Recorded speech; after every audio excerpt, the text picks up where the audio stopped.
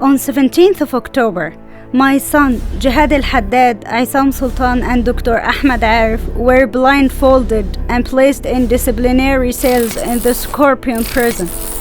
Each one was placed in one wing alone in order to completely isolate them from the outside world.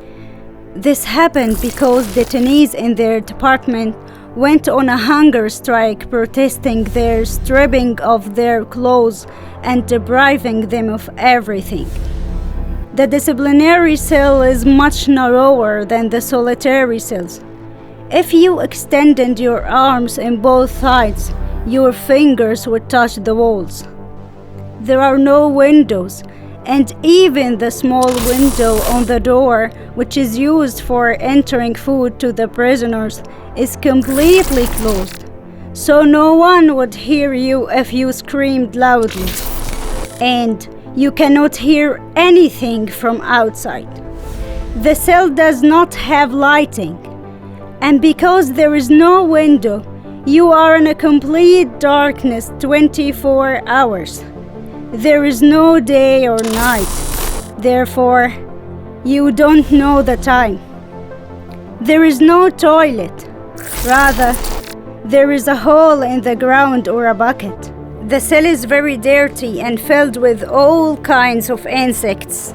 At best, they get 2 bottles of tap water a day for all uses: drinking, ablution, and using toilet. The quantity of food is very little and contaminated most of the time.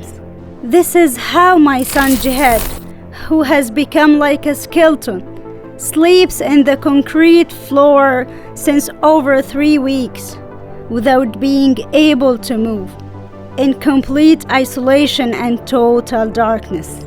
He cannot even see his hands in a closed narrow grave in which he is completely isolated from the world. He does not have anything and cannot hear anything.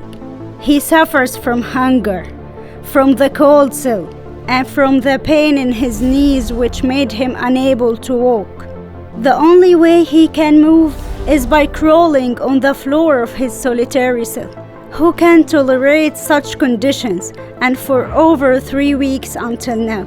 What if he has seizures and fainting again due to severe lack of blood calcium, that which caused him injury in the head according to the medical report that we heard in the court sessions? Who would provide him with medical aid, or who would then hear him in his isolated grave? My son, Jihad Al Haddad, is currently dying in the graves of the Scorpion prison.